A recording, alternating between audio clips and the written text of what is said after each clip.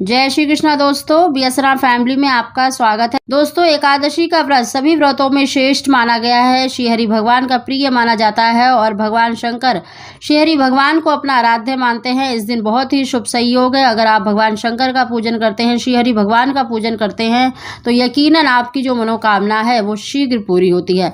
दोस्तों, एकादशी का व्रत अवश्य करना चाहिए। तो दोस्तों, इस दिन आप हो सके तो व्रत अवश्य करें। अगर आप व्रत नहीं कर सकते तो कम से कम भोजन ग्रहण करना चाहिए।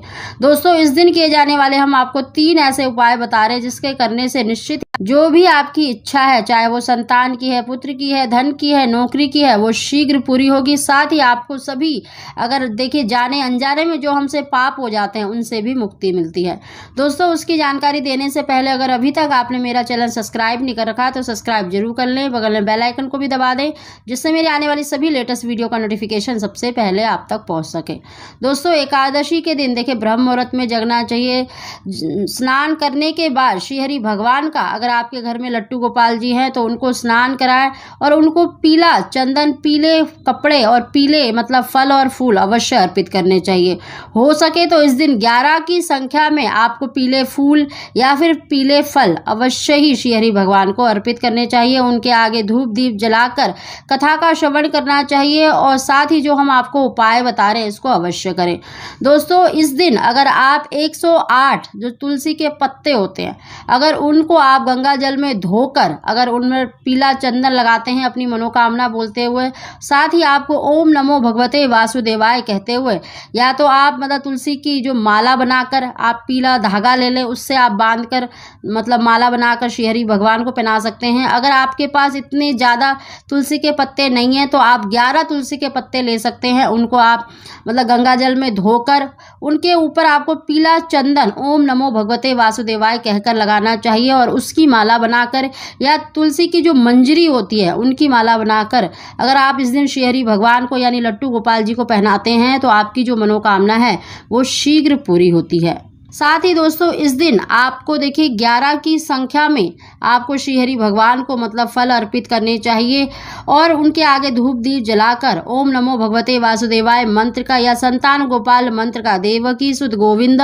वासुदेव जगतपते देहि में तनयम कृष्णा त्वाहम शरणम गता का एक माला का जाप तो आपको अवश्य करना चाहिए। इस दिन देखिए गौ पूजन अवश्य करना चाहिए। आप मतलब गौ माता का पूजन करते हैं, गौ माता को आप हरा चारा या फिर जो श्रीहरि भगवान को आपने फल अर्पित करे हैं उसमें से 2 केले अगर आप मतलब अपनी मनोकामना बोलकर अगर गौ माता को खिला देते हैं तो यकीनन आपकी जो इच्छा है वो शीघ्र पूरी होती है।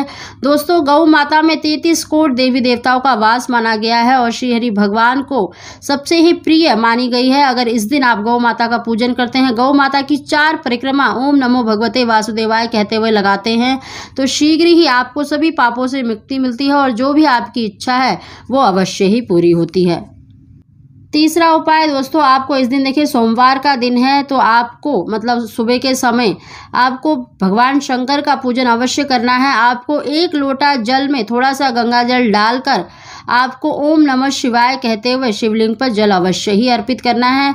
साथ ही अगर इस दिन आपको एक बेल पत्र मिल जाए तो आप एक बेल पत्र अवश्य लें और जो 3 पत्तियां होती हैं, बीच की पत्ती पर आपको पीला चंदन का मतलब तिलक करना है और साइड में जो पत्तियां हैं उन पर आपको लाल मतलब चंदन से या फिर लाल रोली से आपको तिलक करना है और अपनी मनोकामना बोलकर शिवलिंग पर चढ़ा देना है। जिस तरफ आपने बिंदी लगाई है उस साइड मतलब शिवलिंग पर होना चाहिए, यानी उस तरफ से आपको शिवलिंग पर चढ़ा देना है अपनी मनोकामना बोलकर। दोस्तों, ये छोटे छोटे आपको 2-3 उपाय करने हैं। यकीन मानिए आपको निश्चित ही आपकी जो इच्छा है वो शीघ्र पूरी होने वाली है। साथ ही दोस्तों, इस दिन सायकाल के समय पर भी आपको मतलब अपने घर के मंदिर में दीपक तो अवश्य जलाना है और तुलसी के नीचे भी आपको एक दीपक अवश्य जलाना है। इस प्रकार अगर आप एकादशी के दिन श्रीहरि भगवान का और भगवान शंकर का पूजन करते हैं, गौ माता का पूजन करते हैं तो निश्चित ही आपकी जो इच्छा है वो अवश्य ही पूरी होगी।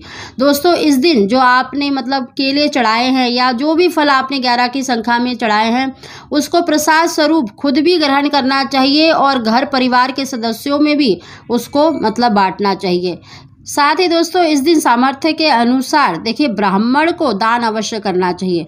दोस्तों आप मतलब किसी को भी दान कर सकते हैं, लेकिन एकादशी के दिन देखिए ब्राह्मण को ही दान किया जाता है। तो आप किसी भी मंदिर में जाकर चीनी या फिर दूध की थैली के साथ कुछ दक्षिणा रखकर अवश्य ही दान करें। यकीन मानिए आपकी जो इच्छा है वो शीघ्र पूरी होगी और सभी प्रकार की जो बाधाएं आपकी इच्छा पूर्ति में आ रही हैं, चाहे वो संतान प्राप्ति में या पुत्र प्राप्ति में या नौकरी में या विवाह में, तो वो अवश्य ही दूर होंगी। दोस्तों अगर आपको हमारी जानकारी वीडियो पसंद आई हो तो इसको लाइक जरूर करें। आप सभी को जय श्री कृष्ण।